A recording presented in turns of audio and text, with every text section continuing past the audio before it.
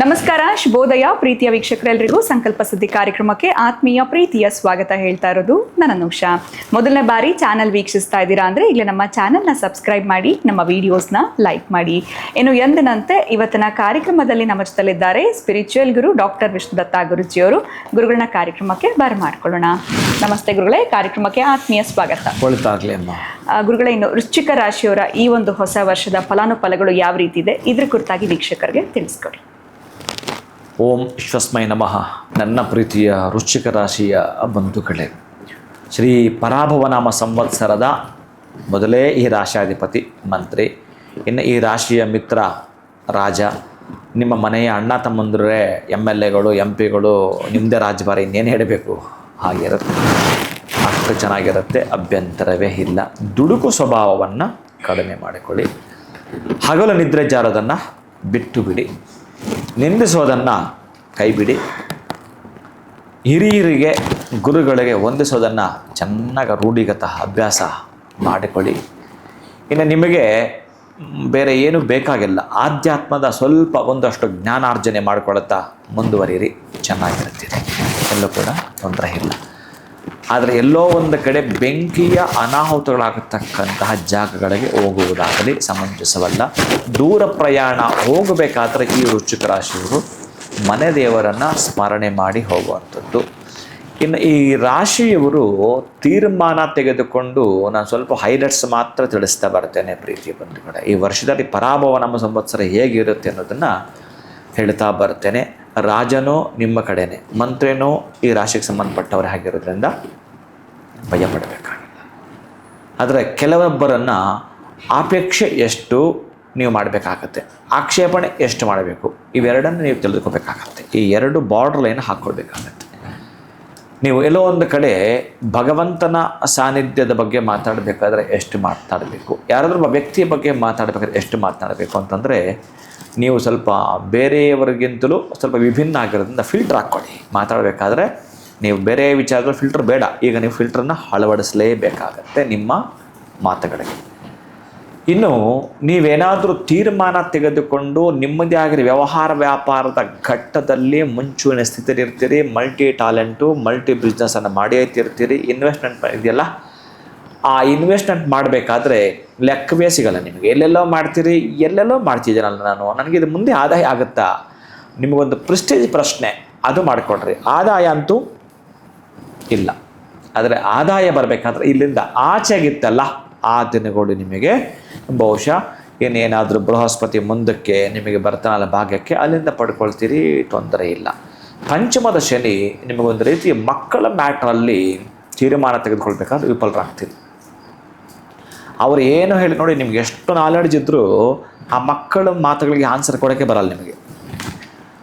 ಎಲ್ಲಾದರೂ ದೊಡ್ಡ ದೊಡ್ಡ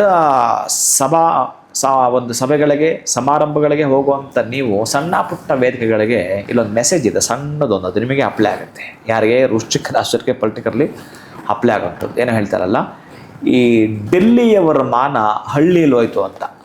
ಅಂದರೆ ಚೆನ್ನಾಗಿ ಮೆರೆದಿದ್ದ ವ್ಯಕ್ತಿ ಡೆಲ್ಲಿನಲ್ಲಿ, ಅಂದರೆ ಅಷ್ಟು ಚೆನ್ನಾಗಿರುವಂಥ ವ್ಯಕ್ತಿ, ಕ್ಯಾಪಿಟಲ್ ಸಿಟಿಲಿದ್ದ ವ್ಯಕ್ತಿ ಸಣ್ಣ ಹಳ್ಳಿಗೆ ಬಂದರೆ ಅವಮಾನ ಮಾಡ್ಕೊಂಡ್ಬಿಡ್ತಾನೆ.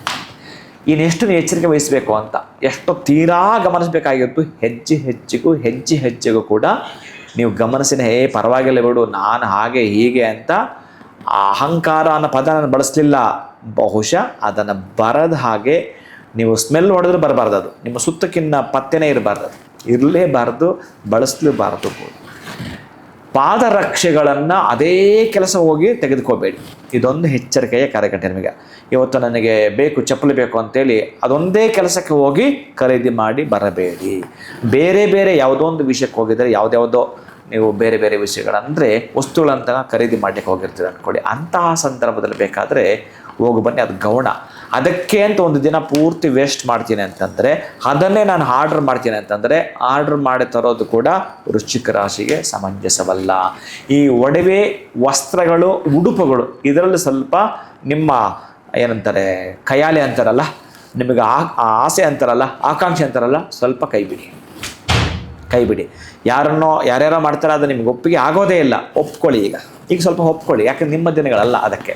ಅದಕ್ಕಾಗಿ ಒಪ್ಪಿಕೊಳ್ಳಿ, ಅವರನ್ನೇ ನೀವು ಸ್ವಲ್ಪ ಇಷ್ಟನೂ ಪಡಿ. ನೀವು ಹೇಗೂ ಮಾಡಿದ್ದೀರಿ, ನಿಮಗೆಲ್ಲ ಗೊತ್ತಿದೆ. ನಿಮ್ಮ ಒಳಗಡೆ ಒಬ್ಬ ಡೈರೆಕ್ಟರ್ ಇದ್ದಾನೆ, ನಿಮ್ಮ ಒಳಗಡೆ ಒಬ್ಬ ನಟ ಇದ್ದಾನೆ, ನಿಮ್ಮ ಒಳಗಡೆ ಒಬ್ಬ ಪ್ರೊಡ್ಯೂಸರ್ ಇದ್ದಾನೆ, ಎಲ್ಲವೂ ಇದೆ.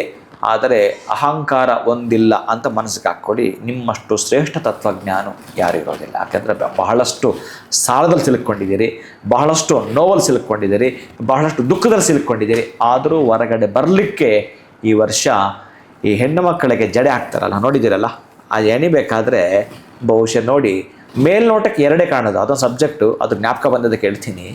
ಆ ಹೆಣ್ಣು ಮಕ್ಕಳಿಗೆ ಆ ಜಡೆ ಹೆಣೆಯುವಾಗ 3 ತಗೊಳ್ತಾರೆ, 3 ಬರ್ತವೆ, ಆ 3 ಭಾಗಗಳು ಮಾಡ್ಕೊಂಡೆ ಹೆಣಿತಾರೆ. ಅದು ನಿಮಗೆ ಮೇಲ್ನೋಟಕ್ಕೆ ಎರಡೇ ಕಾಣೋದು. ಬೇಕಾದ್ರೆ ಚೆಕ್ ಮಾಡೀನಿ, ನಿಧಾನಕ್ಕೆ ಹೆಣ್ಮಕ್ಳು ಒಂದ್ಸಲ ಮುಂದಕ್ಕೆ ತಗೊಂಡು ನೋಡಿ, ಜಡೆನ ಕಾಣಿಸೋದು ಎರಡೇ, 3ನೇದು ಕಾಣಿಸಲ್ಲ. ತತ್ವ ಸಿದ್ಧಾಂತ ಅದು. ಅಂದರೆ ನಿಮಗೆ ನಾನು ಯಾಕೆ ಹೇಳ್ತೇನೆ ಅಂತಂದರೆ, ವಿದ್ವತ್ ಇದೆಯಲ್ಲ, ಸರಸ್ವತಿ ಕಾಣಲ್ಲ, ಸರಸ್ವತಿ ಪ್ರದರ್ಶನ ಆದರೆ ಮಾತ್ರ ಕಾಣೋದು. ನಿಮ್ಮ ಒಡವೆ ವಸ್ತ್ರ ಎಲ್ಲರೂ ಕಾಣುತ್ತೆ ಅಂದರೆ ಐಷಾರಾಮ ಕಾಣುತ್ತೆ, ನಿಮ್ಮ ಶಕ್ತಿ ಕಾಣುತ್ತೆ, ನಿಮ್ಮ ಹಣ ಅಂದರೆ ಇದರ ಅರ್ಥ ಏನು ಅಂತಂದರೆ ನಿಮ್ಮ ಐಷಾರಾಮ ಜೀವನ ಕಾಣಿಸುತ್ತೆ. ನಿಮ್ಮ ಕಷ್ಟ ಅಂದರೆ ಏನು ಕೆಲಸ ಮಾಡ್ತಾ ಅದು ಕಾಣುತ್ತೆ. ಆದರೆ ಕಾಣದೇ ಇರತಕ್ಕಂಥದ್ದು 3ನೇ ಜಡೆ ಇದೆಯಲ್ಲ, ಅದು ಸರಸ್ವತಿ ಕ್ರಿಯೆ, ಅದು ಕಾಣಿಸಲ್ಲ. ಇದೊಂದು ಜಡೆಯ ಬಗ್ಗೆ ಹೇಳಬೇಕಾದ್ರೆ ಅದೊಂದು ಸಬ್ಜೆಕ್ಟ್ ಇಷ್ಟುದ್ದ ಇದೆ. ಹೇಳಿದ್ರೆ ಹೆಣ್ಣು ಮಕ್ಕಳಿಗೆ ಅಷ್ಟೊಂದು ಅದ್ಭುತವಾಗಿರುವಂಥದ್ದು. ಯಾರಿಗೆ ಉದ್ದ ಜಡೆ ಇರುತ್ತೆ ಅವರೆಷ್ಟು ಅದೃಷ್ಟವಂತರು, ಯಾರಿಗೆ ಜಡೆ ಎಷ್ಟಿದೆ, ಕೊತ್ತಂಬರಿ ಎಷ್ಟು, ಸೊಪ್ಪಿನ ಕಟ್ಟೆ ಅಷ್ಟು, ಹೀಗೆಲ್ಲ ಇದೆ. ಈಗ ವಿಷಯಕ್ಕೆ ಬರ್ತೇನೆ, ನಾನು ಮರೆತೆಲ್ಲ ಹೊರಟೋಗ್ತೀನಿ. ವೃಶ್ಚಿಕ ರಾಶಿಯ ಪ್ರೀತಿಯ ಬಂಧುಗಳೇ, ನಿಮ್ಮಲ್ಲಿ ಇರಲೇಬೇಕಾದ ಒಂದು ಸಬ್ಜೆಕ್ಟ್ ಹೇಳ್ತೀನಿ, ಕೇಳಿಸ್ಕೊಳ್ಳಿ. ಈ 2 ಬಲಗಳಿಗಿಂತಲೂ ನೀವೇನು ಮಾಡ್ತಾಯಿದ್ದೀರಿ ಅದು ನಿಮಗೆ ಗೊತ್ತಿದೆ, ಮಾಡೋ ತಾಕತ್ತು ಇದೆ ಅದು ನಿಮಗೆ ಗೊತ್ತಿದೆ, ಐಶ್ವರ್ಯ ನಿಮ್ಮ ಹತ್ರ ಇದೆ ಅದು ನಿಮಗೆ ಗೊತ್ತಿದೆ, ಜನಕ್ಕೂ ಗೊತ್ತಿದೆ. ಒರಿಜಿನಲ್ ಆಗಿ ನಿಮ್ಮ ಇನ್ನರ್ ಸೈಡ್ ಇರಲೇಬೇಕಾಗಿದ್ದು ವಿದ್ಯೆಯಲ್ಲಿ ನೀವೆಷ್ಟು ಕಲಿತರೂ ಕಡಿಮೆಯೇ. ನೀವು ಅಷ್ಟು ಜನಗಳ ಮಧ್ಯೆ ನೀವೇ ಅಲ್ಲಿ ವೇದಿಕೆಯಲ್ಲಿ, ಆದರೆ ಇನ್ನೂ ಕಡಿಮೆಯೇ. ಅದನ್ನು ಸ್ವಲ್ಪ ಹೆಚ್ಚಿಗೆ ಮಾಡಿಕೊಳ್ಳಿ. ಆ ಸರಸ್ವತಿಯ ಶಕ್ತಿ, ಜ್ಞಾನ ಶಕ್ತಿಯನ್ನು ನೀವು ತುಂಬ ತಿಳಿದುಕೊಂಡಷ್ಟು ಇವೆರಡರಲ್ಲೂ ಬೆಳಿತೀರಿ. ಇದೊಂದು ಗುಟ್ಟಿದೆ ನಿಮಗೆ. ಅದು ಯಾವುದೇ ಒಂದು ಕಾರ್ಖಾನೆ ನೀವು ಇಟ್ಟಿರಿ, ಅದು ಯಾವುದೇ ಒಂದು ವ್ಯಾಪಾರದಲ್ಲಿ ನೀವು ಪಳಗಿರಿ, ಅದು ಯಾವುದೇ ಒಂದು ವ್ಯವಹಾರದಲ್ಲಿ ನೀವು ಪಳಗಿರಿ, ಇನ್ನೂ ನಿಮಗೆ ಅದರಲ್ಲಿ ನಾಲೆಡ್ಜ್ ಬೇಕು, ಇನ್ನೂ ನಿಮಗೆ ಅದರಲ್ಲಿ ನಾಲೆಡ್ಜ್ ಬೇಕು. ಆ ನಾಲೆಡ್ಜನ್ನು ತಯಾರಿ ಮಾಡಿಕೊಳ್ಳಿ. ನಿಮ್ಮಲ್ಲಿ ಎಷ್ಟಿದೆ ಅಂತ ಅವ್ರು ಯಾರೋ ಹೊಗಳ್ತಾರೆ, ಬಿಡೋ ಅಂತ, ನನಗೆ ಸಾಕಾದಷ್ಟು ಅನ್ಕೋಬಿಡ. ದಯವಿಟ್ಟು ಆಗ ಒಂದು ಸಲ ಅಂದುಕೊಂಡ್ರು ನೀವು ಅಧಪತನ ಆಗಿಬಿಡ್ತೀರಿ. ಅದಕ್ಕಾಗಿ ನನ್ನ ಮಾತು ಕೇಳಿಸ್ಕೊಳ್ಳಿ ಪ್ರೀತಿಯ ಬಂಧುಗಳೇ. ಕರುಂಗುಲಿ ಮಾಲೆ ಇದೆಯಲ್ಲ, ಅಪ್ಪಿತಪ್ಪಿ ಅದರ ತಂಟೆಗೆ ಹೋಗ್ಬೇಡಿ. ಕರುಂಗುಲಿ ಮಾಲೆ ತಂಟೆಗೆ ಡಿಸೈನ್ ಪ್ಲಾನ್ಗೆ ಹೋಗಲೇಬೇಡಿ. ಈ ಒಂದು ರಾಶಿಯನವರೇ ನಾನು ಹೇಳಿದ್ದೆಲ್ಲ ಕೇಳಿಸ್ಕೊಳ್ತಾ ಬನ್ನಿ. ಖುಷಿಯಾಗಿ ಈ ವರ್ಷ ನೀವು ಹರಿದ್ರಾಮಣಿ ಮಾಲೆಯನ್ನು ಧರಿಸಿ, ಹರಿದ್ರಾಮಣಿ ಮಾಲೆಯನ್ನು ಧರಿಸ್ಕೊಳ್ಳಿ. ಗುರುವಿನ ಆಶೀರ್ವಾದ ನೀವು ತಿಂಗಳಿಗೆ ಒಂದು ಸಲ ಗುರುಗಳ ಆಶೀರ್ವಾದ ಪಡ್ಕೊಳ್ಳಿ. ತಿಂಗಳಿಗೆ ಒಂದು ಸಲ ಗುರುಗಳು ಸಾಧ್ಯ ಆದರೆ ವಸ್ತ್ರದಾನವನ್ನು ಮಾಡಿಕೊಳ್ಳಿ. ಒಂದಷ್ಟು ಜನ ನೀವು ಒಬ್ಬರೇ ಹೋಗಬೇಡಿ, ಕ್ಷೇತ್ರಕ್ಕೆ ಹೋದರೆ ಒಂದಷ್ಟು ಜನರನ್ನು ಕರೆದುಕೊಂಡು ಹೋಗಿ ಅವರಿಗೆ ದರ್ಶನ ಮಾಡಿಸಿ ಆಗಾಗ ಅನ್ನದಾನವನ್ನು ಮಾಡುವಂಥ ಪ್ರಯತ್ನವನ್ನು ಮಾಡಿಕೊಡಿ. ಯಾಕೆಂದರೆ ನೀವೊಬ್ಬ ನಾಯಕ, ನೀವೊಬ್ಬರೇ ಆಗಿದ್ದರೆ ನಿಮ್ಮ ಒಂದು ಸಂಸಾರಕ್ಕೆ ಇಷ್ಟೊಂದು ಬಡ್ಕೊಳ್ಳಲ್ಲ. ನೀವೊಬ್ಬ ನಾಯಕನಾಗಿ ಹೊರಹೊಮ್ಮತಕ್ಕಂಥ ಗುಣಗಳು, ಛಾತಿ, ಪಾಪ್ಯುಲಾರಿಟಿ ಎಲ್ಲವೂ ಕೂಡ ನಿಮಗೆ ಕೊಟ್ಟಾಗಿದೆ ಭಗವಂತ. ಅದಕ್ಕಾಗಿ ಈ ವರ್ಷ ನಿಮಗೆ ಅಸ್ತ್ರ ಒಂದೇ ಇತ್ತು, ಶಸ್ತ್ರಾಸ್ತ್ರವನ್ನು ನಿಮ್ಮ ಕೈಗೆ ಕೊಡುತ್ತಾನೆ ಗುರು.